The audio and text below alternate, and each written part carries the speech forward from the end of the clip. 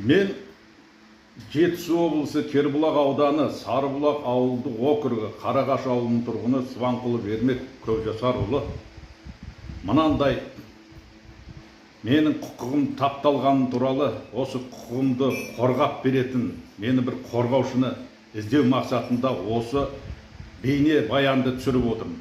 Биылғы жылы 2026 жылдың сәуір айының наурыз айынан бастап менің мына телефоныма хабарламалар келіп түсті. Сіз осындай көлік құралдарына салық төлеуіңіз керек деген. Мен оны басында елең қылмадым. Бұл енді бір қателікпен жіберілген шығар дедім. Бұл бірақ қайта келе берген соң мен Кербұлақ аудандық кірістер басқармасына барып, мынау қандай салық сіздердің талап етіп отырғандарыңыз деп айтып едім. Ол кісілер өздерінің компьютерлік дерек қорларын ашып, менің ЖСН-ім арқылы менің атыма бір МТЗ-80 тракторы және оның тіркемесі тіркелгені, осыған салық төлеуім керектігін айтты. Мен ол кісілерден сұрадым, сонда осы уақытта мен бұндай көлігім жоқ, бұндай тракторым жоқ, бұндай мәліметті қайдан алдыңыздар деп едім.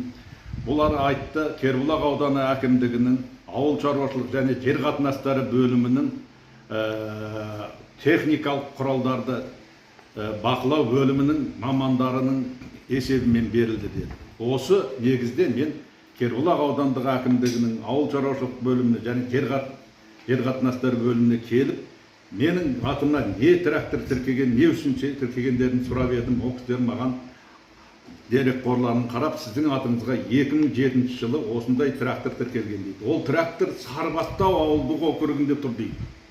Ал енді менің айтарым, бұл менде еш уақытта трактор болып көрмеген, болмағанда болмайды да. Қазіргі менің жасым 63-ке келді. Енді мыналарыңыз қателік қой десем, біз ештеңе істей алмаймыз деді. Сіз мынаған өтініш жазыңыз, мен сосын кейін сіз ана салықты төлейсіз, сосын кейін алып сіз айналып кетейіндер, мен болмаған дүниеге қалай салық төлеймін деп. Ол не үшін төлеуім керек? Мынау не деген заңсыздық, мынау сұмдық қой, енді мынау адамның құқығын таптау қой десек, қандай қарамады. Содан басшылар жоқ екен, басшыларын күттім, басшыларына айттым. Ол кісіде менште біз ол кезде болған жоқпыз. Сіздің 2011-ден ғана бар еді.